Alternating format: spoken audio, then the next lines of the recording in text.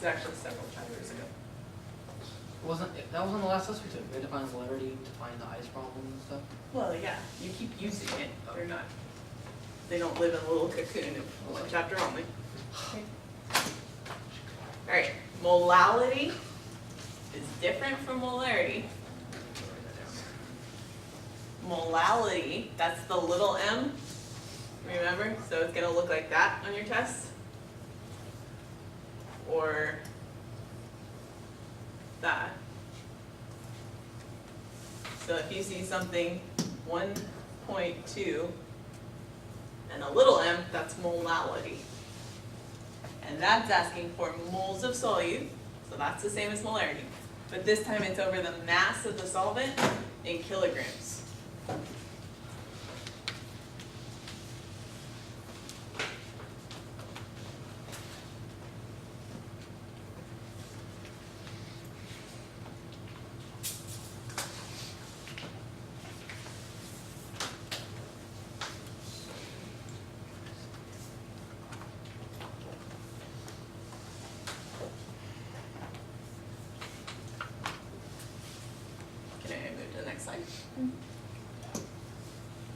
Alright, you're going to need to know other periodic table trends.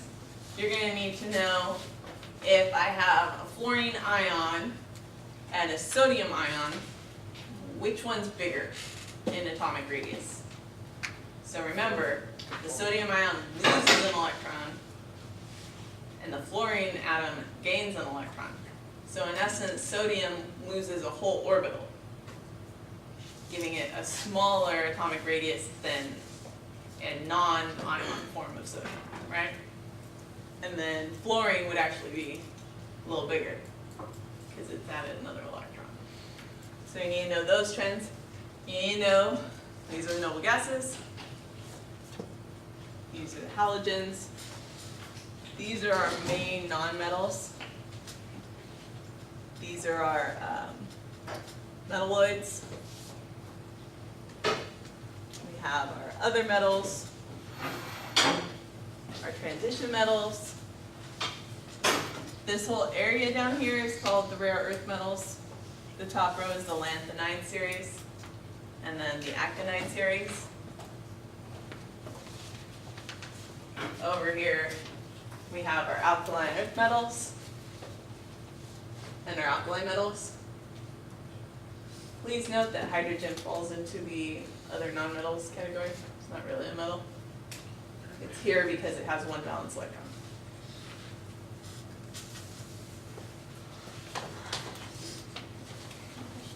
Yeah. Are we allowed to print out things like that and put it on this paper as long as it's like fully glued down? So As long as it's fully glued down. Yep. Yes. So we're gonna have to identify all these on the, that's just like what is, like what section? Not all of them, but there are questions asking, referring to, okay, this alkali metal has a valence electron count of what? So you need to know what an alkali metal is and where they are. Other questions? Yes. Did you say like the electron cloud radius? What are we talking about? Just the radius. And that is determined like the less amount of electrons, the bigger the radius is? Or how do you? We're going to look at the trends of this. So you need to know that the ion of an alkali metal is going to be smaller than its neutral because it loses a whole orbital when it gives up that one. Oh. Alright, periodic trends. Just a reminder, you need to know this is the S block. First two columns. Our D block is all our transition metals. P block is all over here. Helium actually fills in that spot in the S block. And then down here is the F block.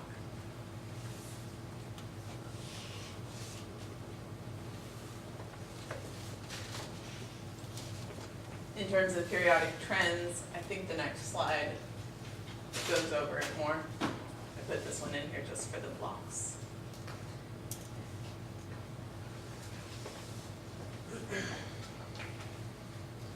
Questions?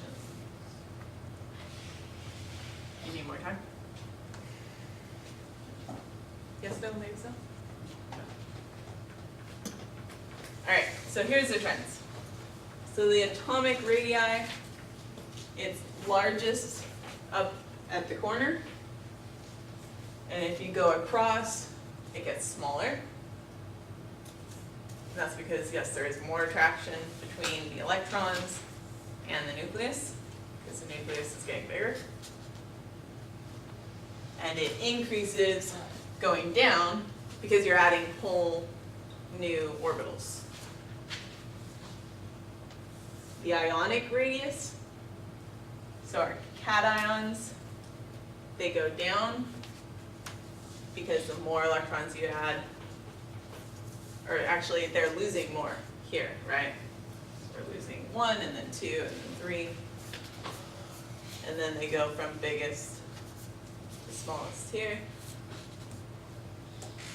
And then they increase going down.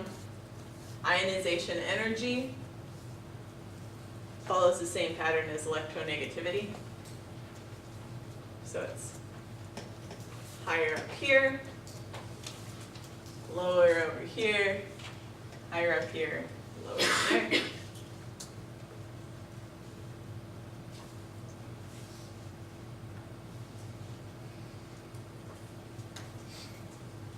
And electron affinity,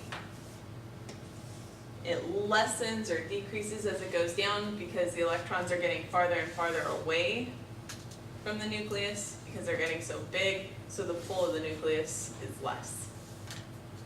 So they don't want more electrons as much. Questions on this? Can you take a picture of that? Yep.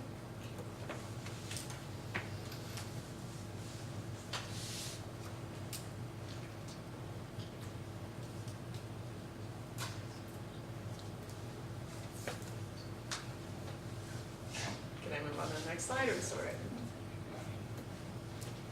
You said story?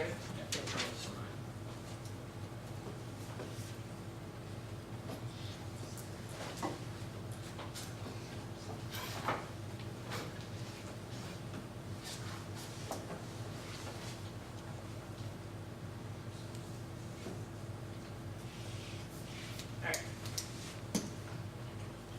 Next, we have properties of metals, nonmetals, and metalloids.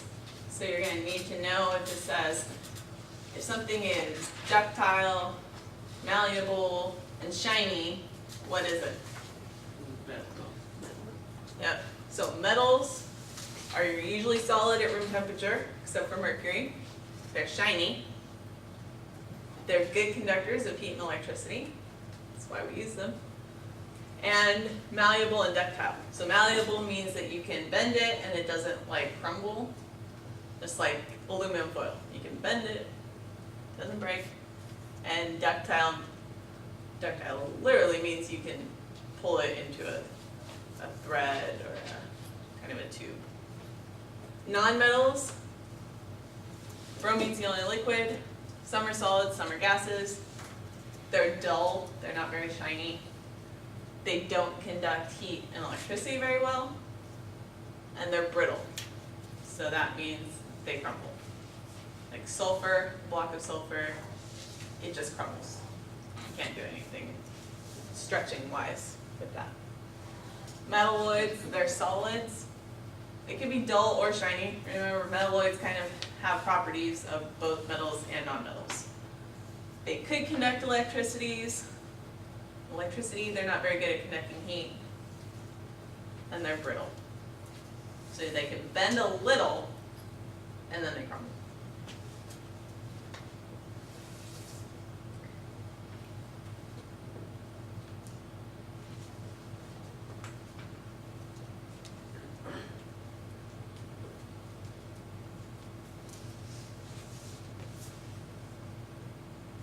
So my recommendation would be to either take a picture of this, find it in your textbook if you still have it, or when I put this up on YouTube, you're welcome to pause it at this point and copy it.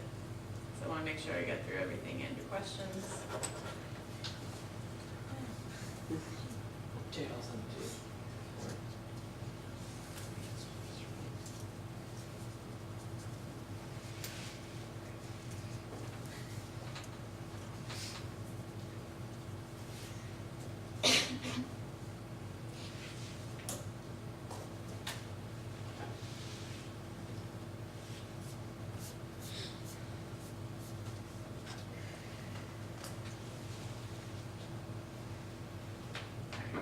pictures.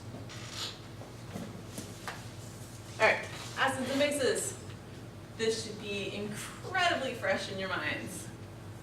So pH scale, if it has a pH of 14, then the concentration of hydrogen ions is going to be 10 to the negative 14. So remember, if it's 1 times 10 to the negative something, all you have to do is pull down the exponent, and that's the pH for hydrogen ions.